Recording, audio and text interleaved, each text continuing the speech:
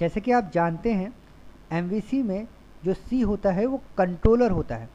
Controller का काम एक एमवीसी के प्रोजेक्ट में पूरी तरह से नियंत्रण रखना या एक तरह से पूरे प्रोजेक्ट को मैनेज करने का काम होता है।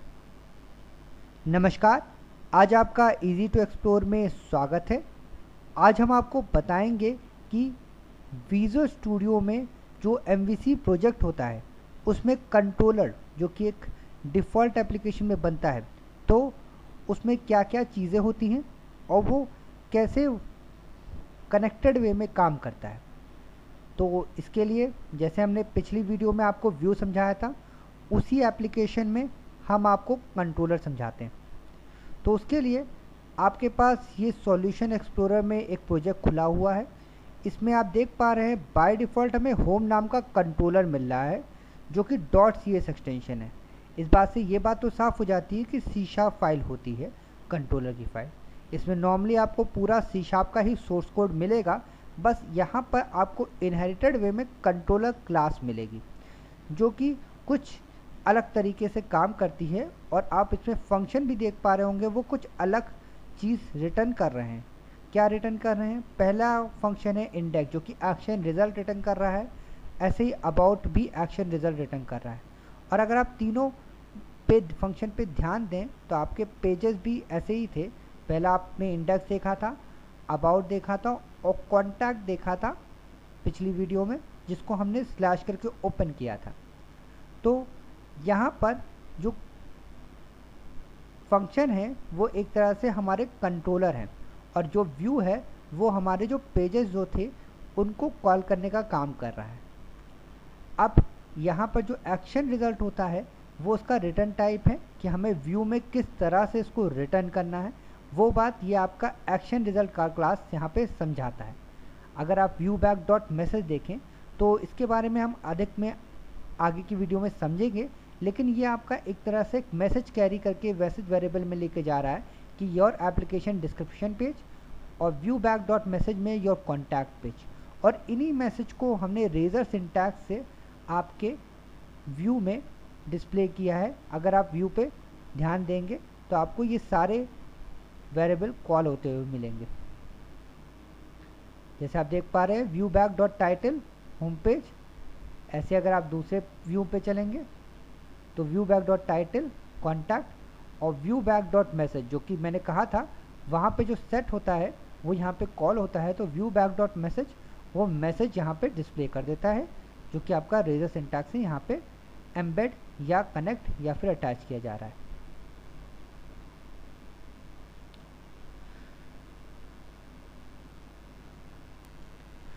दूसरी बात, आप जब सॉल्यूशन एक्सप्लोरर पे जाएंगे तो आपको एक web.config नाम की फ़ाइल मिलेगी। अगर आप इस पर डबल क्लिक करेंगे तो आपको दिखेगा कि ये पूरी कॉन्फ़िगरेशन कंटेन कर रही है प्रोजेक्ट की।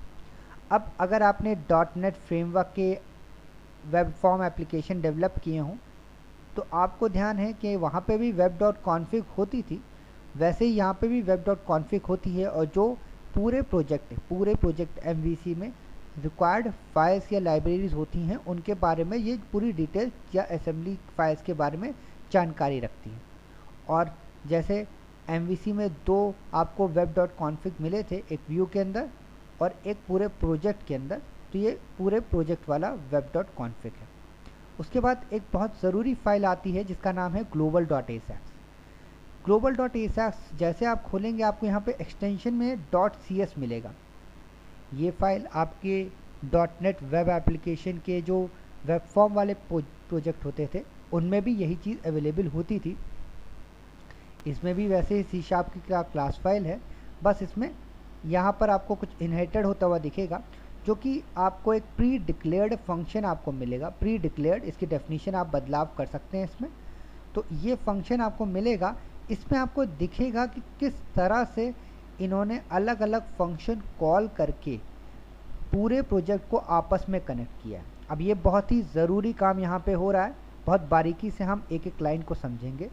पहली चीज़ है एरिया रजिस्ट्रेशन ऑल एरियाज़। अब क्या होता है कि हमारे पास बहुत सारे एरियाज़ होते हैं जिनको जुड़ के एक MVC का प्रोजेक्ट बनता है, जिसमें से M for model, V for view, C for controller. View में आपको पहले ही समझा चुका हूँ, कंट्रोलर मैंने अभी समझाया, और मॉडल हम आगे की वीडियो में समझेंगे। और भी चीज़ें होती हैं जो कि कॉन्फ़िगरेशन फाइल रिलेटेड होती हैं, तो वो चीज़ें भी यहाँ पे रजिस्टर्ड होती हैं। इनको समझने के लिए अगर आप सॉल्यूशन एक्सप्लोरर पे जाएंगे तो आपको यहाँ पे ऐप स्टार्ट नाम का फोल्डर मिलेगा। इसमें पूरी तरह से आपकी हर तरह की कॉन्फ़िगरेशन होती है। बंडल config.cs ये मैंने आपको पिछली वीडियो में व्यू वाली पार्ट 1 में मैं पहले ही समझा चुका हूँ। फिल्टर config.sys ये आपकी फिल्ट्रेशन को कंसिस्ट करती है, या आगे की वीडियो में हम समझेंगे। और राउट configuration.cs ये आपकी राउटिंग रिलेटेड कॉन्फ़िगरेशन कंटेन करती है।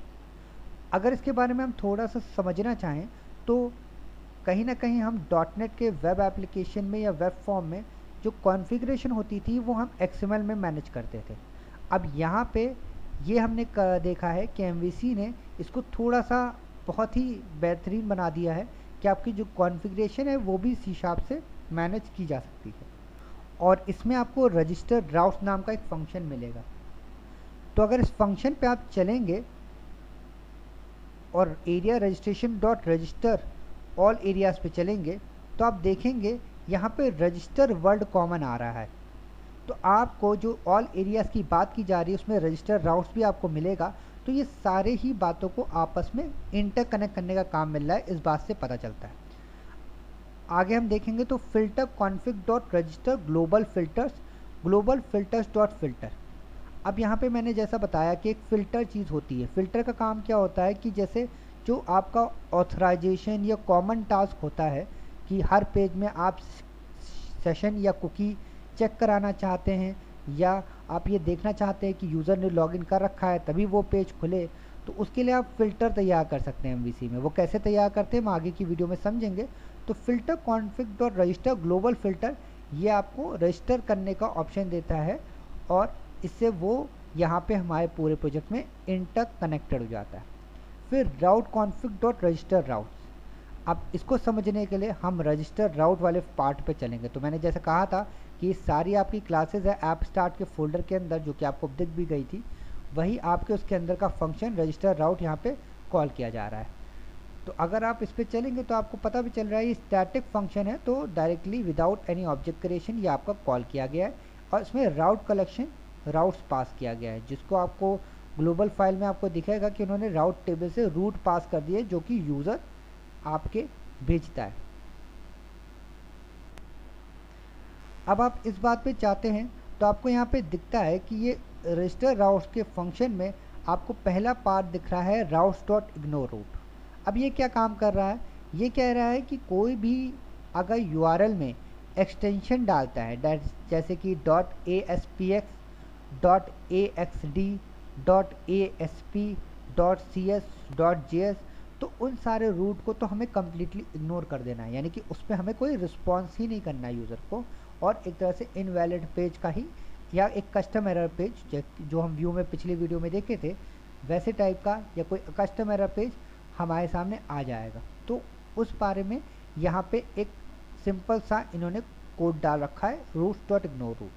दूसरा आपका मैप रूट का है, जो कि ये बताता है कि किस तरह से कन्वेंशनल राउटिंग जो हम कहते हैं जिसको, या फिर ट्रेडिशनल राउटिंग कह सकते हैं, उसमें किस तरह से हम बाय डिफ़ॉल्ट URL को पढ़ने का तरीका रखते हैं। नेम डिफ़ॉल्ट है तो समझ में आ रहा है कि डिफ़ॉल्ट ही लोड होता होगा। URL से पता चल रहा है कि URL में क्या क्या जाता है, controller/action/id। कंट्रोलर मैंने जैसे आपको वीडियो में दिखाया भी था, जो कंट्रोलर होता है वो आपके पेज में जब लोड होता है तो होम नाम का कंट्रोलर था। एक्शन आपका अबाउट कॉन्टैक्ट, ये आपका एक्शन होगा, और आईडी अगर आपने कोई पैरामीटर पास करना चाहा है तो वो यहाँ पे पैरामीटर होता है। अब अगर आप डिफ़ॉल्ट पे जाएंगे तो वो आपको बता रहा है कि बाय डिफ़ॉल्ट हम कौन से व्यू को लोड करते हैं। कंट्रोलर में इन्होंने होम दे रखा है, एक्शन में इंडेक्स दे रखा है। तो अगर आप किसी भी बार प्रोजेक्ट को लोड करेंगे और इसको देखेंगे, आपको हमेशा /home/index वाला बाय डिफ़ॉल्ट मिलेगा। भले URL में आपको नहीं दिखेगा लेकिन वो बाय डिफ़ॉल्ट लोड होगा। इसको देखने के लिए हम ब्राउज़र में देखते हैं।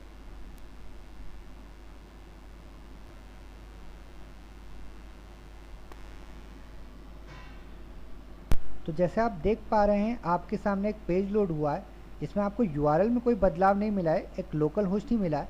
लेकिन मैं आपको ये दिखाऊंगा कि जैसे आप /home जो कि डिफ़ॉल्ट में दे रखा था और /index जो कि डिफ़ॉल्ट में था एज अ व्यू सेट, जैसे आप इस पर क्लिक करेंगे उस पर भी वही पेज आएगा जो डिफ़ॉल्ट पे आ रहा था।